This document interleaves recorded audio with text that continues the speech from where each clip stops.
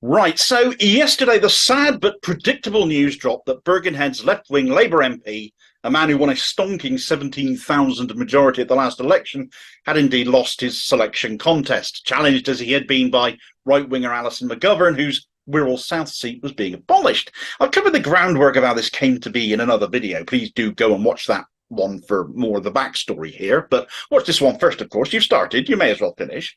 And actually some interesting new revelations came to light off the back of Whitley's defeat, and actually how avoidable all of this truly was.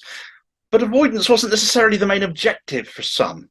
Now, the boundary changes put forward by the Tories meant the Birkenhead's constituency was changing, insofar as it took in all of the previous Birkenhead constituency, plus some 11% or so of Alison McGovern's. But crucially, as far as she was concerned, it took in where she herself lived, Bebington.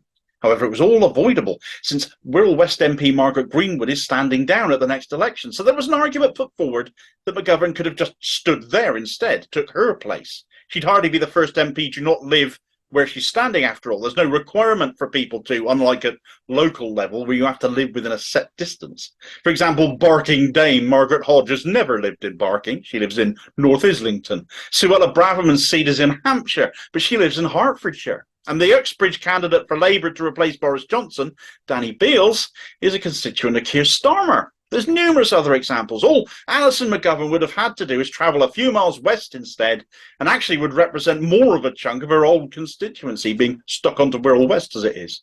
The thing is, when this all came about, boundary change driven as it was, and when I did my last video on this, we were led to believe that Greenwood had not announced her intention to stand down until sometime after this boundary change challenge came about. However, actually, it turns out Greenwood's announcement came a couple of hours into the Labour Party NEC meeting, where the very situation between Mick Whitley and Alison McGovern was being discussed. This has all come out in a Twitter thread by one of the few remaining left-wing NEC members, Jess Barnard, and as such it apparently got argued in the NEC meeting that there need not be a contest between Mick Whitley and Alison McGovern, that she was eligible to stand in Wirral West instead, and why, therefore, could a contest not be avoided? Now, others in the NEC meeting claimed ignorance of Greenwood's intentions to step down. Yet the fact she had not publicly declared her intention to stand down was moot, as it was an open secret some weeks previously that she was on mind to step aside. In fact, another NEC member produced evidence that Greenwood had in fact already informed Keir Starmer and Angela Rayner of her decision. Yet despite both of those people also sitting on the NEC, despite the leader and deputy leader of the party being told, this, according to others on the NEC, didn't count as informing the party. Because of that, McGovern could not be considered for Wirral West.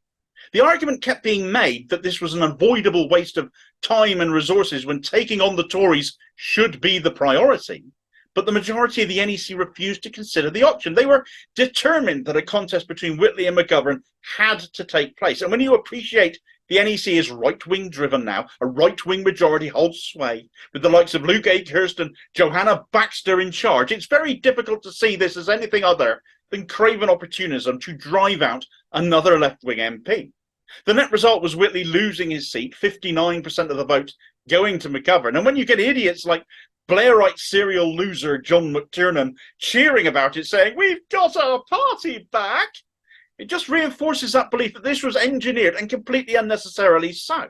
And what kind of a farce is the broad church when the right of the party act like he does?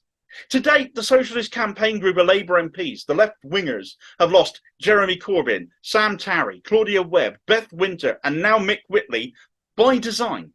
They tried it and narrowly failed with Ian Byrne. And of course, Diane Abbott is now suspended, and who actually thinks that'll ever get lifted?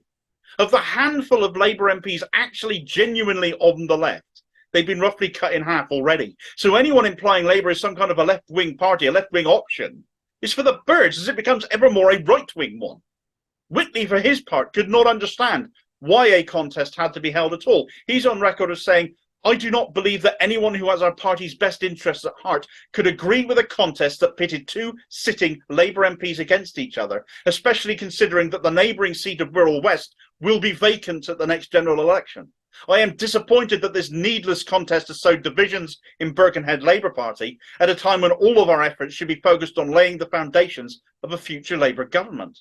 Sadly, as has become obvious for several years now, though, the Labour Party under Starmer is more intent on turning itself into another Tory party than opposing anything of that. And therefore, the removal of left-wing MPs wanting that change is more important than ever to them. Labour in Birkenhead, divided as they now would be, or many will be, could well weaken them there now, and actually for many could drive some to countenance other options, and we saw that in the recent local elections, where the Green Party did stunningly well in an area that is traditionally red, winning more seats on Wirral Council. Yet again, Labour will have upset members greatly in that instance as well, because they did deals with the Tories to secure committee chairmanships and completely froze the Greens out. Well, the brilliant Stats for Lefties Twitter account has done a bit more of a deep dive into the Wirral local election results, Birkenhead specifically within these results. And when it came to those local elections, the Green Party actually won Birkenhead, effectively taking 38.3% of the vote, an increase of 12% on the last time the council seats were contested there. Now, this is an entertaining bit of statistics. Of course, people will vote differently in general elections than they do in local elections. We know that. But it cannot be ignored completely that where in 2019 the Greens did not do well in Birkenhead in a general election, Labour was then united behind a vision for change. The Greens were also seen as anti-Brexit in what was a massive Brexit election. Going into the next one, we have Labour now divided, now seen widely by many even lifelong Labour voters, people who sucked it up to vote for Tony Blair, now leaving the party entirely in disgust at what has become under Starmer. The Greens having enjoyed a surge at Labour's expense in this area, as well as other parts of the country as well. And with Brexit no longer the issue it was last time, the entire dynamics and attitudes have shifted. Now, could they shift enough to see the Greens take Birkenhead just yet? I think that's highly unlikely.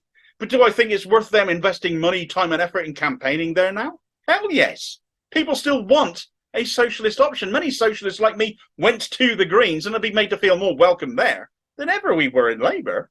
And the policies for change the country desperately needs don't just come in the form of the environment and climate change, but social change as well. If people voted Green in a general election in Birkenhead, as they did in the local elections, the Greens would win the seat, and that's a fact.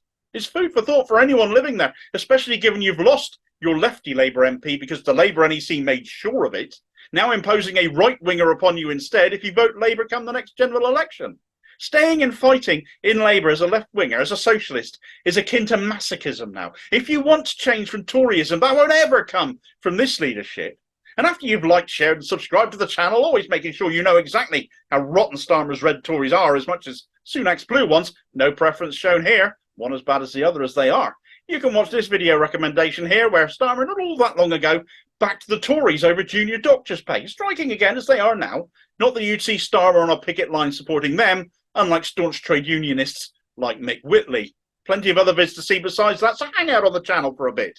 And I'll see you on the next vid. Cheers, folks.